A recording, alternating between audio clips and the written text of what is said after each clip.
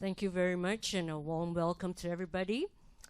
Well, we've seen the first part of the conference about everyday, ordinary family life, the path to holiness. And we've just seen that, and I think two messages that struck me from there was this idea of continuous care, right? And how do we embark upon that? And that ordinary actions are really extraordinary ways. So on that first point, I'm just going to start as I will introduce each of the panelists here with me. I'm going to start with you, Claire. All right? I think most of us, or some of us, see family life where most mundane, routine, annoying, but yet sometimes surprising and heartwarming events occur, right? So just to start the conversation going, Claire, you're a mom of how many kids? We have 6 kids. Six kids. You still working?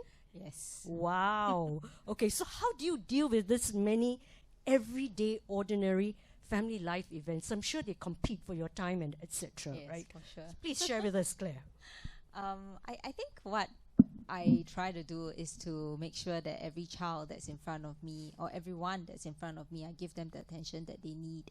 And at each moment, realizing that that's what we are, what our mission and our call to be parents is to lead our children to grow as a person, to grow in holiness, to grow in love of God, and to grow in virtues, ultimately hoping that every one of us will end up in heaven. So each one, whether at this point of time I need to get them to wake up in the morning to go to school, or to nag them with their homework, or to just get them to pick up their socks, at every moment, even to give them a hug, to make their day special because that day is a special day for them, their birthday or something like that. So it's just everyday little things, right? But realizing that all these are little ways that we are being saints ourselves as parents. We are becoming holy by the little gestures that we do for our children, the little acts of service that we do for our children.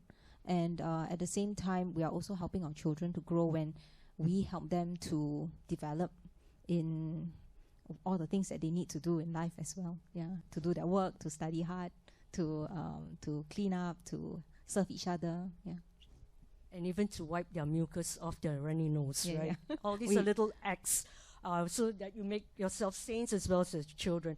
We're just going to engage Kurt in this in terms of your family life, right? So given so many of these family events and activities, you think Claire got time for you or not? Not really. Not really, huh? So how do you deal with it? No, I think, I mean, all these years we've learned to make sure that we make time for each other. I think what we have learned all these years, I mean, we've been married for 24 years.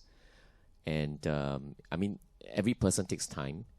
But I think we've come to realize that the most important time that we can give is, at least for children, is actually to give to my spouse. So we actually make sure the children also know that the priority is the wife and not the children, right? So we make sure they understand that. So so that's what we try to do every day. So Claire, you're the priority, okay? Remember that. I think the that's children also know something, those of you who are at the opening mass, I think that's something the bishop said, right? Which is, you need to focus on that marriage, keep it strong, and then that's how the family life would also grow in terms of that. Now, I'm just going to ask you both as a couple, right? Do you ever get this reaction from people that perhaps they're not being so responsible by having so many kids, and that how do you deal with it? I mean, there are all these I'm going to call demands, right? Financial, I mean, the practical aspects, right? So how do you respond to some of these things? Yeah, I think probably Leo and Leo also will experience this, right? When people ask us how many kids we have 6. So they give us the look. All right, the look of disbelief that we are willing to give time, right, their time, right, to having more kids, and their second thought is probably, well, how do you afford it, right? How can you afford it in this time and age, right? So I think for us, you know, it's all relative, right? And also it's all about making the right choices. So we have also realized along the years that as long as we make life-giving choices, right, God will provide. So that's where we have always been very, very focused on, right? That as long as we make the right choices in our life, I mean, to be honest, you know, nowadays kids don't really need a lot, all right? We are the ones as parents who think that our kids need a lot. We want to give them a lot of things, right, which is very material. But actually, our kids do not need all these things, right? They really need time, and they need the parents' attention to them. So, you know, the problem right now is that we try to give them material things, and then we try to work very hard for it. But at the end of the day, we're not giving them enough time. So I think that's how we typically try to balance that. I think the other thing is that we've always realized that having another child is actually the greatest gift that we can give to, like, our first child. When we had our first child and we're blessed to have our first child, then having subsequent children, actually that's the best gift you can give to them than anything else in the world. And that was how it was for us as we had every other child that came along. And with every child that comes along, it's not a division of love. It's not like, oh, I have 2 kids now, so each of them only have 50% of my time. Actually, it grows exponentially because our love is not limited. It's not even limited to 100%. It goes beyond. And with everyone loving each other more than 100%, and every one that is added to the number, it just grows. The love in the family just grows exponentially. I think one interesting insight that I'm listening to both of you really is that, firstly, it is having the whole idea of things are limitless, and that's love, right? And the other thing that struck me, something that both of you shared, is that our lives are really not about things. Our lives are about relationships, right, with people, and that's where the growth of love comes. And I think if we think about it as a path to holiness, really it's also our relationship with God. Now, I'm just going to the other side of the stage here, and if we think of numbers, whilst Kirk and Claire have 6 kids, anybody wants to guess? And yell out, please, so that I engage you as well. How many children do Luke and Leah have? Sorry? 8? Wow, you read the thing. Thank you. Yes, they have 8 children. And so I'm just going to turn. Yes, please. It is wonderful, right? It is wonderful. To see people embarking on that and having that grace and love. And one of the things that I will also get them to share a little bit, but I want to start with this. You know, sometimes in family life, one of the big things that we encounter is what I use this word called difference. We have a difference in view, we have a difference in opinion, and that always starts this little angst and agony in the family, right? But one of the biggest difference that I think people face is a difference in faith, right? So I wanted to get Leah. I think it's Leah since 2021 December. Am I correct? Yes, yes. So Leah just got baptized recently, right? And I wanted her to share with us, right, candidly, if you don't mind. I mean, what was it like to be married to Luke, yet having a differing belief or faith, and what was it like, and what faith did you grow up with at home? I came from a Taoist family, but for myself, I wasn't a very devout Taoist. I just followed my parents, you know, whatever they told me to do, I would just follow. So when I got to know Luke, I was in the first year of my university.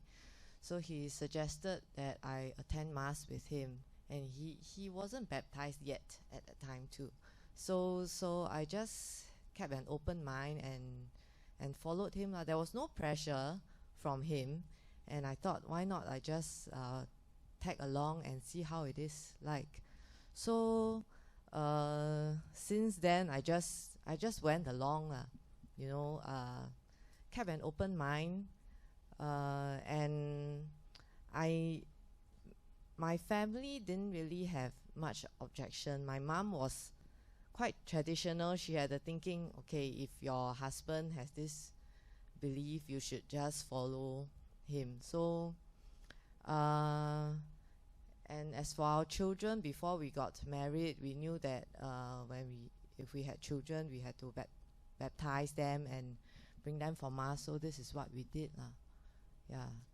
Right.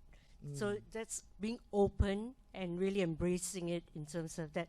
Luke, and your perspective of this, I'm going to call marriage with a little bit of this difference.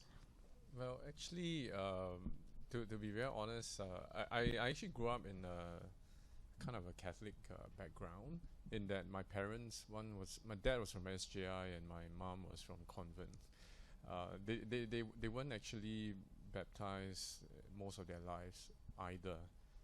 But God has His time for choosing us, to be His children. And I feel that throughout my life, He has always been, His hand has always been in my life.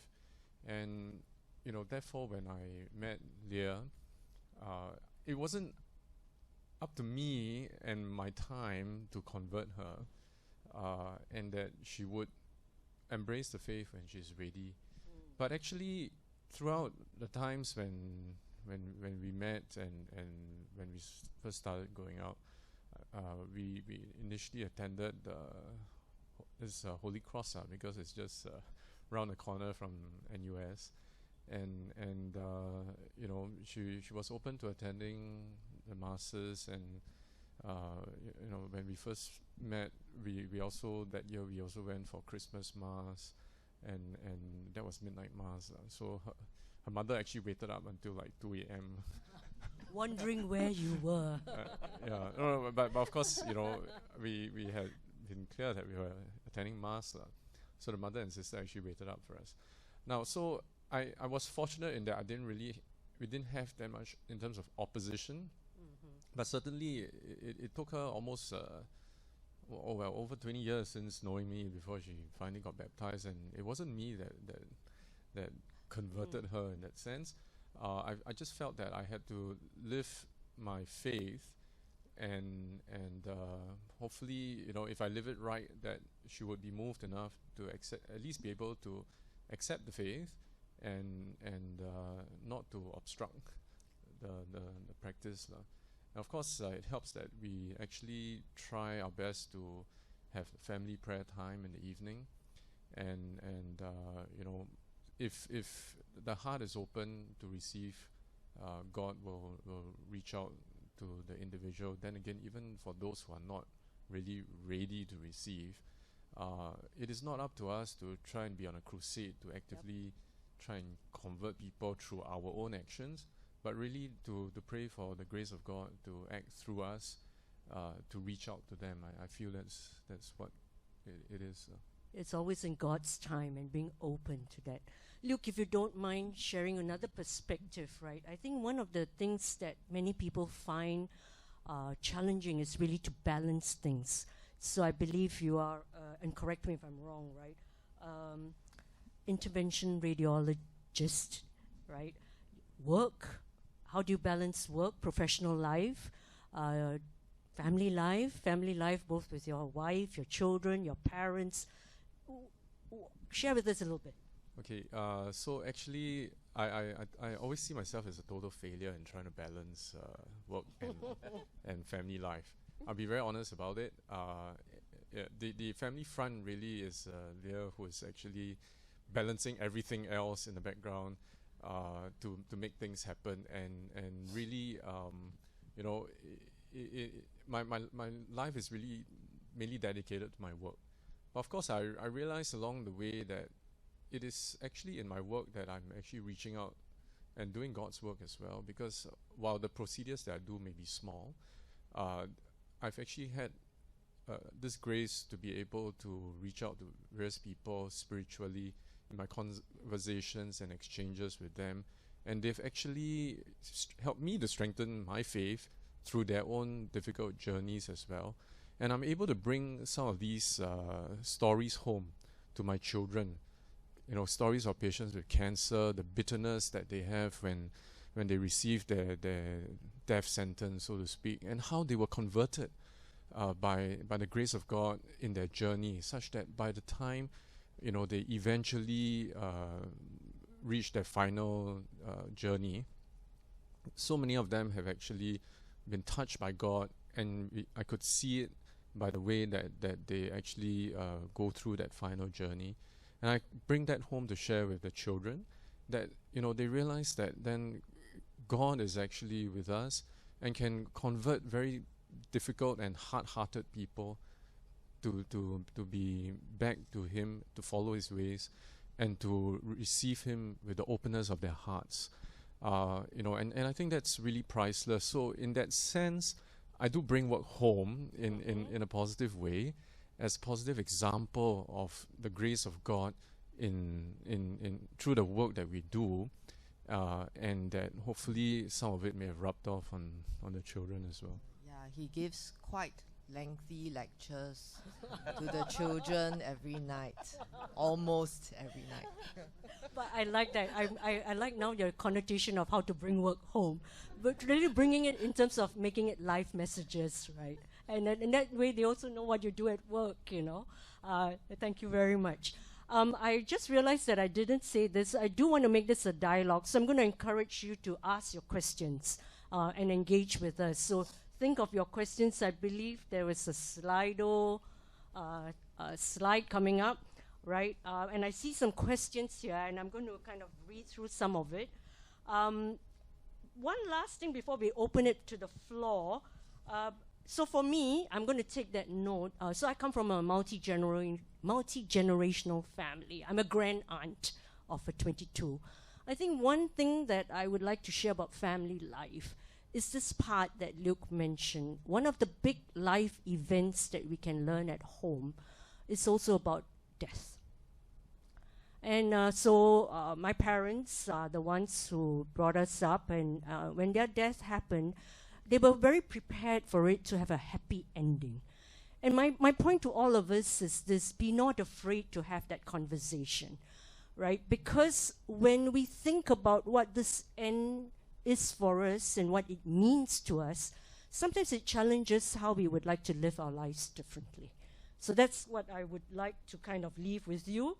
And now what I'd like to do is kind of bring up some of the questions. Okay, that's not quite okay here. Could you please bring... All right, I'm just going to take some of the questions here, right? Maybe I'm going to start with you, Luke and Leah.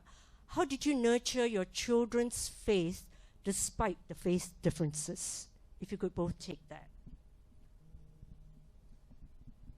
Our children were attending home catechism classes, so parents were quite involved, and I had to sit in with the younger ones. So actually, I was learning with them too. Yeah, so it was a good thing such that I also had to teach them, even though I wasn't baptized yet. Yeah. I think that's absolutely true, right? Because you can only teach if you know something about the faith, and I think it's a good time to make a pitch for home catechism as well, because a lot of Catholic parents would just dump our children in church and let someone else do the catechizing to them. But the truth is that, if we do not actually put in our personal effort and time to nurture our children's faith, and leave it to someone else, are we doing our duty as parents? And so home catechism actually was a very good platform for us to actually catechize to our own children, as well as to a group of children that was in a very small number and much more manageable than sending to a class of like 40 kids in church. I think through that also helped me to grow my faith. I mean, not just for Leah, who wasn't baptized yet, but for me, who was a baptized Catholic and have been trying to grow my faith. It was really in teaching that I learned. And so I would really strongly, recommend all of us to actually take some part in catechizing to others. maybe to our children, but also to other people's children as catechists, because it is really that exercise that makes us think through our own faith and to understand our faith better. Otherwise, what differentiates a Catholic from a Protestant and Anglican, right? It is truly in understanding our faith that we can stand up as Catholics and say, hey, we are Catholics because we represent these values, right? But, if we don't even know our faith well enough, our Protestant friends would be coming over and knocking and say, hey, you Catholics only worship all sorts of statues, you should come and do this and that. And it's like what Bishop has been sharing in his daily writings, that we really need to go back to the fundamentals, to know our faith, and to know our roots, before we can really call ourselves Catholics. And I think we started that from the family unit. Starts with us, right? A related question, right, on faith, and I was just going to maybe throw it up to Kurt and Claire. How about, I'm going to call it the fear of your children leaving the faith, with kids who are older, they are subject to many things out there. What are some of perhaps your thoughts, views of that? I think there's no insurance that will keep our children in the church, and even if they're active in church now, it doesn't mean that later on in their life they may stay in the faith, right? I think what's important for us from the onset was we try to speak a religious language, if you may call it so. So from a very young age, teaching them to make the sign of the cross, some habits like prayer before meals, so basically talking about angels, saints, and in every encounter that they have in life when they're struggling or whatever is happening, you talk about, oh, thank God for this, or what do you think God would want you to do, or what would help you, what's the right thing to do right now. And so basically speaking that language that helps them to realize that we are always calling on our faith to help us in all the daily situations in life. And then later on we help them to concretize so it's initially habits, right? But later on we help them to concretize their faith through catechesis, and then hopefully through church community or some community, they stay in community. So these are the little ways that we keep them in the faith, and we hope that they don't just walk off but they might still, and there's nothing we can do. I mean, truly we all have free will, and our children have free will.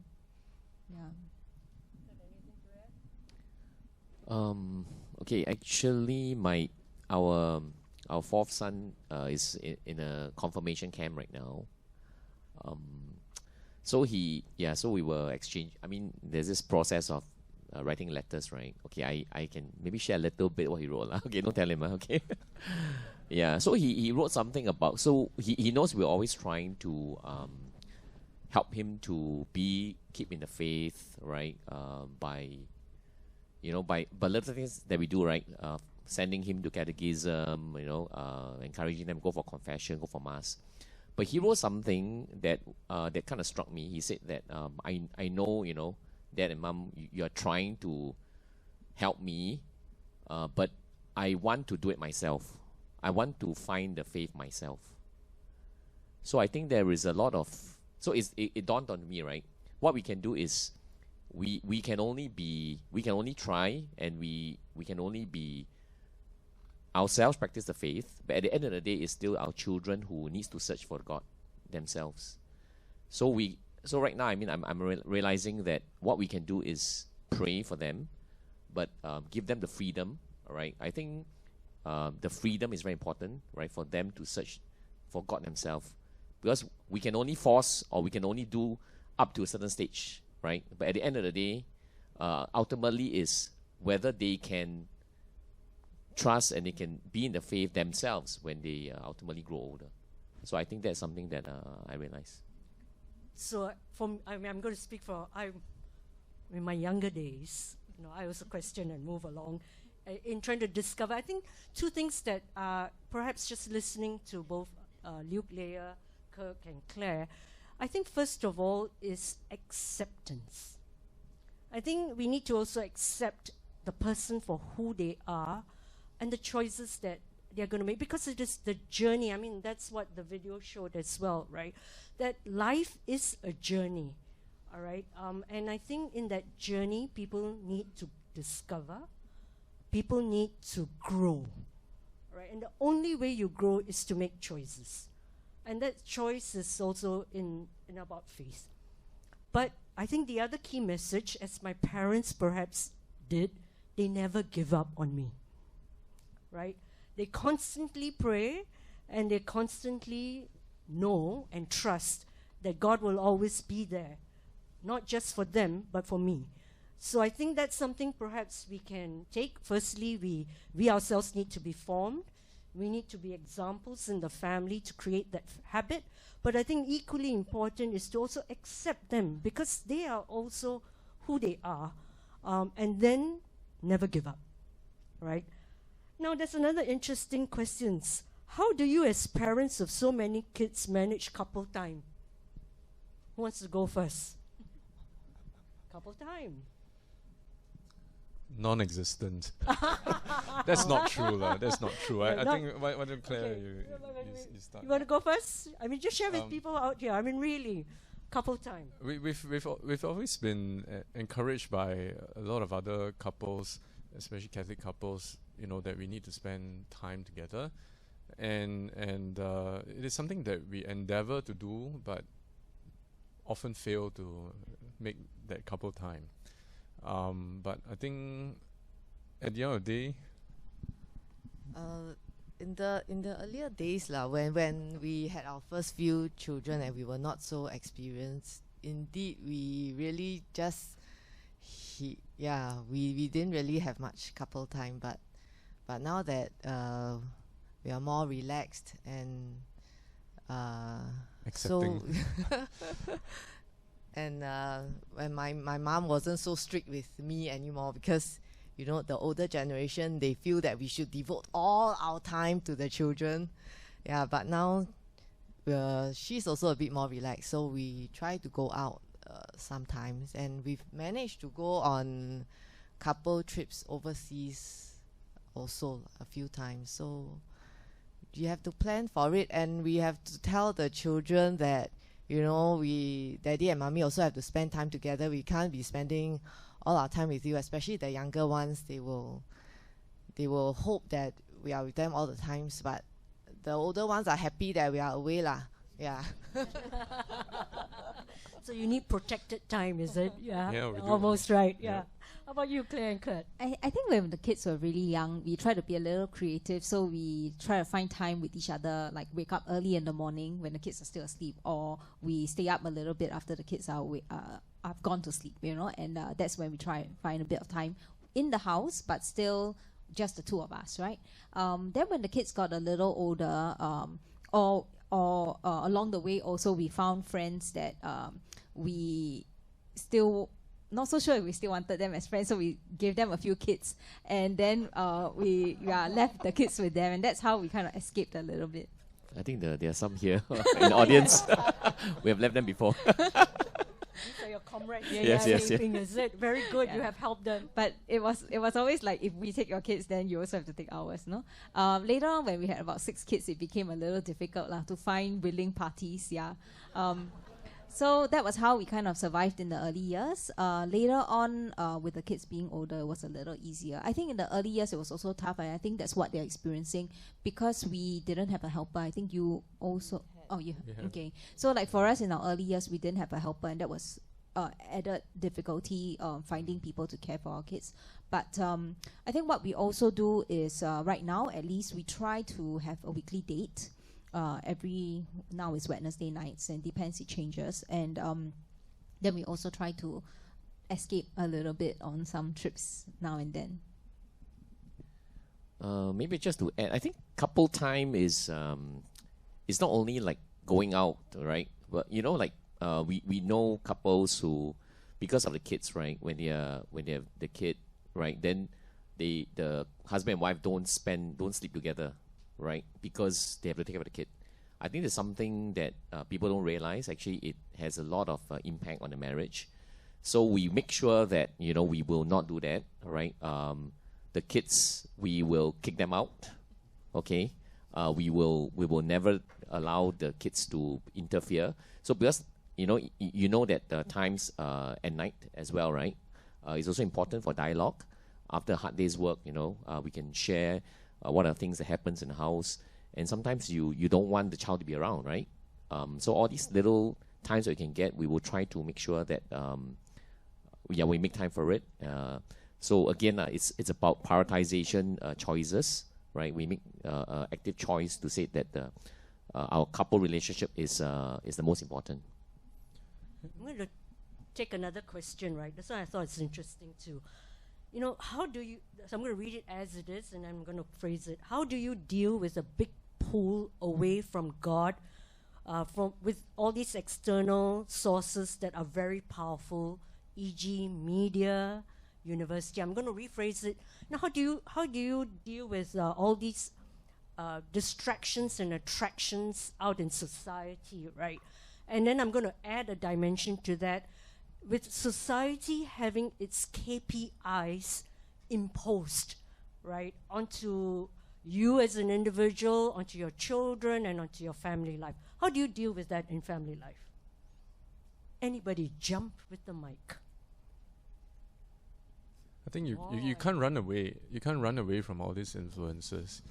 Now, every tool that we have can be a good tool, but it can also rule us. So this device is a very good example. When all when a computer and a phone were integrated into one, it is a fantastic tool to have. But it's like the fire safety campaign when I was a kid. Fire is a good servant but a bad master. So it is about us actually giving the children, I think, that space to learn to have their own self-discipline in the usage of their devices, but also to put rules in place that after a certain time, and if they have shown that they are unable to help themselves, then we need to impose some rules and actually exercise them, like phones to be put outside of their room after a certain time. Because obviously it is not easy for the teenager especially, and even the younger ones who nowadays have phones, to actually have that self-control. I think it's also important, and this was shared with us by some friends, that we need to actually have an open enough system where the children understand that the devices are not private to them, and that it is open for us to actually review whatever's on their phone at any time when we ask for it. So as we extend trust, they need to show that they can be trusted, and when they actually show that they cannot be trusted, then we also have to retract some of that trust. It's like flying a kite. When it's time to let loose a bit, we should, and when we need to pull back, we have to show that we are there, we are watching you, and that of course, like in everything that we do, we need to also have a dialogue with them. Why we're doing this? Why are we pulling back? What have they done that have actually eroded that trust? And how do we actually earn back that trust so that we can extend it back to them? I think for me as well, I think it's what Luke said is very true. It's about dialogue, and I think dinner table conversations are very important to help the children to realize whatever is discussed at school or with friends or what they read on social media, to really put our ears on the ground and to know what's in their culture, what's trending for them, and also to learn a little bit of the urban language nowadays is very different from our time. The words they use, like cancel culture or whatever else. Like yesterday, I just learned a new phrase, halal gap. I was like, what's that? And there's like, oh, there's a gap when you take a photo. There's a gap between each other, that kind of thing. It's like, okay. So you continue to learn all these things from the children, and then you are in and understand what they're thinking. And then from there, you can guide, because you can guide what's trending and what they're thinking about, what's going on with their friends, with their lives. And the other thing that we always go back to is the virtues. And I think for this, about the world, it will be about temperance and also self-mastery. And I always tell my children that self-mastery is self. It's not parent-imposed mastery. It's a self-discipline. That means you yourself know where you will stop, where are your boundaries. And when you are young, we impose the boundaries because you don't know yet. But as you grow older, you have to already see your own boundaries and know how to be a master of yourself. Yeah. How about you talked about technology and all that. How about the other aspect, right? Expectations of society, like for example, please go to the best university there is, or please go and are there these things that pull them away from God, and how do you deal with that in family life?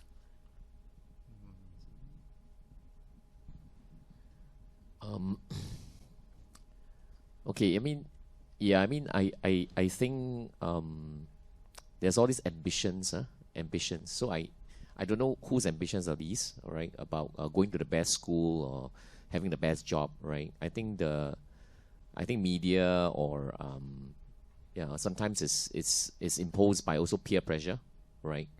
But I think for us, how we typically handle it is, again, right, self-mastery, temperance, and also doing to the best of your abilities. Also trying to always tell our children that we accept you for who you are, right? You just have to do your best, right? At the end of the day, but right now it's also a bit challenging because some children are very, very competitive somehow, right? So if they fail in something, and sometimes it's not even parental pressure, right? They have such high expectation of themselves, right? And if they don't deliver that expectation for themselves, they go into depression, right? So this is, again, right, we have to also manage, sometimes it's not even ourselves, not the parents, but the peer pressure as well. And a lot of it is again, to understand your children, to dialogue with them, to know what they are thinking about, to know what problems are they going through in life, and not judge them and not try to solve their problems all the time. So this is what I think we can try to do. I have to agree with that. As Catholics, I think to be a Catholic means to be really good at what we are. The problem is, who are we? And that's the question that our children would need to find for themselves, the answers that they need to search on their own. I think a lot of us would actually go through life without knowing who we are.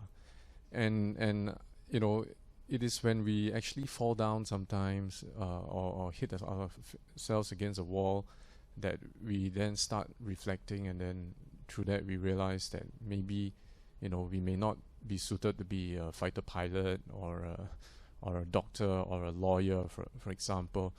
So I've had friends who became doctors because their father wanted them to be a doctor, and then after that, as soon as he graduated, he gave the certificate to his father. I'm a doctor, here's the certificate for you, I'm going to be a pilot. And he became a pilot. He's a Catholic too, all right? And he joined the Air Force after he graduated. And so similarly, you also see examples of lawyers who actually give up being litigators because that may not necessarily be them.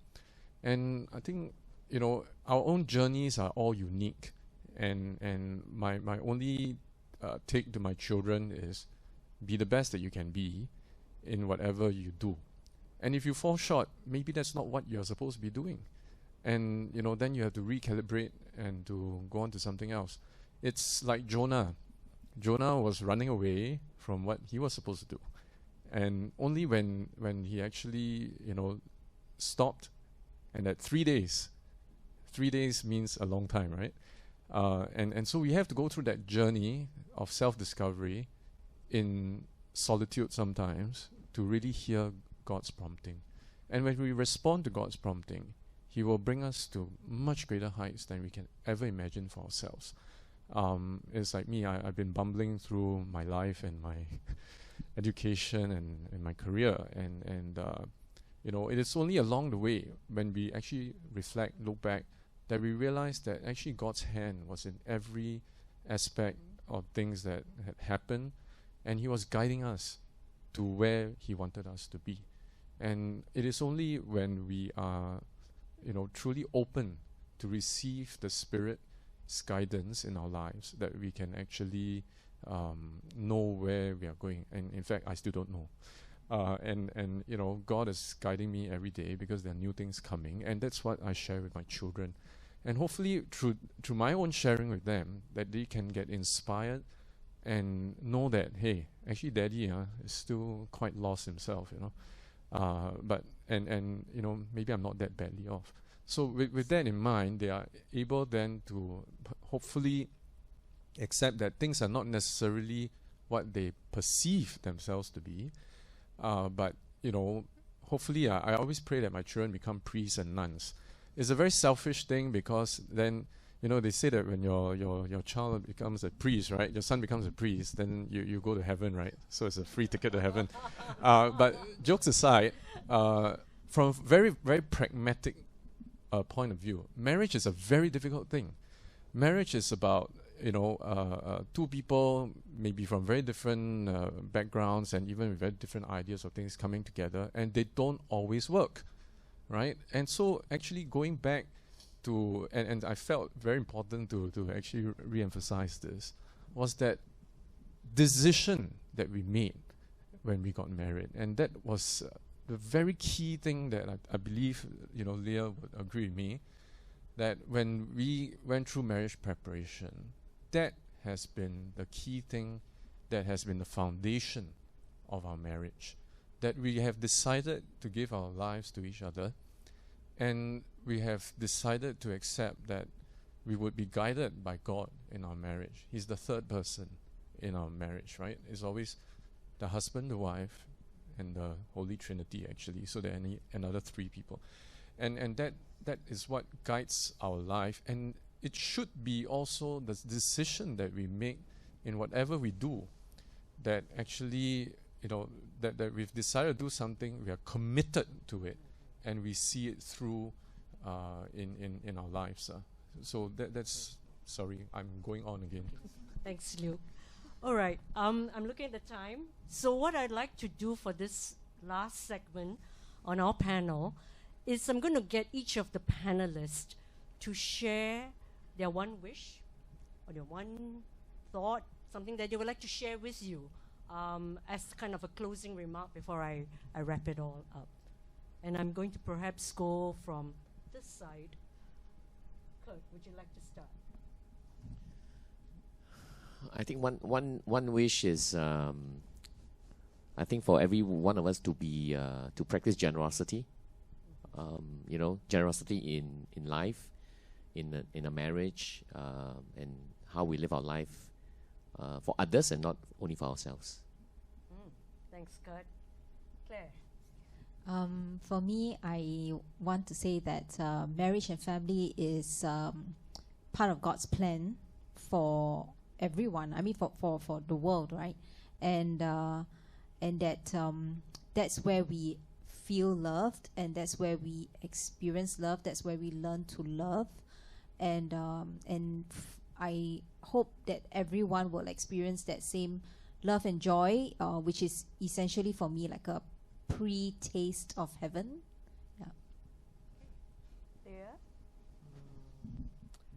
Always have patience, lots of patience, and accept your family as who they are. Don't try to change them, and don't get upset when they don't listen to you, because it's all part of normal life.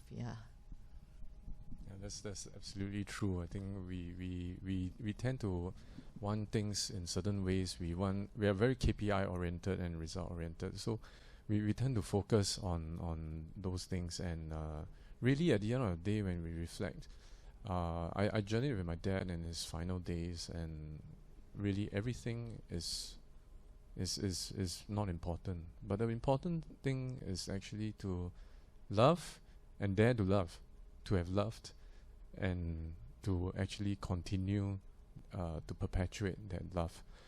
One of the things that I wanted to also share was that communication. Communication is key. So my wife reminds me that it's supposed to be one line, and It always ends up as one paragraph. Sorry. It's okay, you can have it. Sorry. But it's very important to actually keep communicating. That's something that we learn from Marriage Encounter. So this is also, another reminder to everyone that we need to actually invest in that relationship. If along the way, even no matter how well you think that your marriage is going, spend some time to actually go as a couple, to invest that time in Marriage Encounter, because there will always be things that will go wrong. Things will always start looking ugly after a while. And how do we actually come together to reconcile? Reconciliation is the gift that God has given us. It is something that the Catholic Church has. And that, as a Protestant, for example, is not something in their doctrine. But the importance of reconciliation is that we come back, as a couple, that when we've done something wrong, God has given us that grace of reconciliation, and therefore, it could be something that was said, something that was done out of a fit of fury, but coming back together to bury that difference is a very key part of Catholic life and Catholic marriages. It is very painful to see couples who actually drift apart because of pride, the refusal to actually reconcile. And reconciliation has got to be one giving the reconciliation, one seeking it, right? But it is actually both parties who need to seek that reconciliation, because when things go ugly, it is often because both parties have decided to stop loving one another or each other. And so as a family unit, we need to first have a stable couple relationship, a coupleness that is strong, so that the rest of the family is actually built on that foundation. And I think that's really something that has been keeping us together. And we really thank God that we had this wonderful marriage preparation course journey, that we learned all these things early on in life. And we it's not easy to put all of it in practice, but I think along the way we've had the grace to renew ourselves. Yeah, thank you. All right, so I have the last say because I'm the moderator. So there are a few things I'd like to share with you. I think the first thing is that something my parents used to say about marriage, right? So by the time my father passed away, they would have been married for about 63 or 65 years. And so when my nephews and all got married, my dad would say this to them, and in teasing them, right? He says, make sure your marriage is like grandpa's, okay? It's like charcoal, Even when the fire is gone, the cinder is still there. And then, of course, my cheeky nephews and nieces will all say, but Grandpa, these days we have the microwave. It goes ting. But the message you get, right? I think that's something important. The second point about expectations about life, again, I have to share this, right? So at 10 years old, we all asked to write a composition about what would you like to be when you grow up, right? And so I wrote that I'd like to be a potato peeler. And the reason is because I love to eat potato chips. And of course, teachers being teachers of who they are, they called my dad and said, maybe you need to speak to her. She has no ambition. All right? And I remembered what? I was 10, right? What do I really remember? But I remembered something. He looked at me and he smiled and he said, it's okay. If you choose to be a potato peeler, be the best potato peeler there is. And that stayed with me all my life. It gave me the courage. It gave me the fact that I need to go discover who I am. And it gave me the I'm going to call grace to go pursue who I believe I could be, right? And it's because of that love and that belief, which is two very important things I think we need to show the people around us. That A, we love them, B, we believe in them, right? Because only then will each and every person go out to become who they are meant to be. And only when we go and become who we are meant to be will we show the glory of God. Right? And what does this boil down? 2 other points I'd like to leave with you. You know, family is a gift from God. We don't choose our family members. It's God's gift to us. But secondly, this whole idea of family life extends also to the people that God brings into our life, whether it be at work, whether it be in school, whether it be in the streets, because they are also family to us, right? And one of the biggest thing in life is if we can impart this not just to our children, siblings, parents, but also to the people around us, is the art of conversation and the art of building friendships. Because only through the art of building friendships will we be able to build relationships in life. And that's the most important thing. If we as human beings can build relationships with others, then we can build a deeper relationship with God and bring God to others. So my final last word to you is remember 2 words. And the 2 words are, if only. We can choose to live these 2 words in different ways, so allow me to expound. We could choose to say, if only maybe if I studied harder, I could be like a doctor like Luke, all right? If only my children were so-and-so, they would be great kids, right?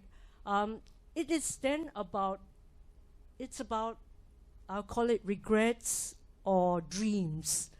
But maybe we can use the words, if only in this way. If only here and now, can I be more patient? If only here and now, can I be more generous to the people around me? If only here and now, will I start being grateful for the things, being kinder, being more loving. So maybe today, if you would take this home with wherever you go and exercise these 2 words called, if only we could all learn to love more, then maybe the world would be a better place, maybe our family lives would be better, and then with us and through us and in us, the world will be a better place. So please join me in thanking the panelists that are here with me on stage, Luke, Leah, Claire, and Kirk. As I leave you with this song, so I'm going to date my genre, and if you know it, please sing along. If the group would hit the video, it's called What the World Needs Now. So please join us, and thank you, everybody.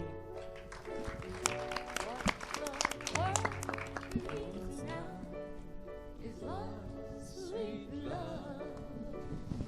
It's the only thing that there's just too little of. What the world needs now is love, sweet love.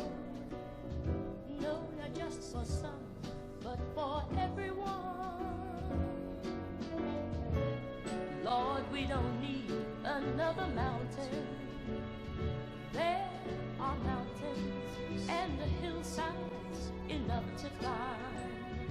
There are oceans and rivers enough to cross, enough to last till the end of time.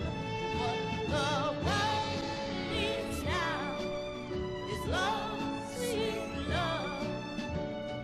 It's the only thing that there's just too little of. What the world needs now is love, sweet love. No, not just for some, but for everyone. Lord, we don't need another meadow. There are cornfields and wheat fields enough to grow. There are sunbeams and moonbeams enough to shine. Oh, listen, Lord, if you want to know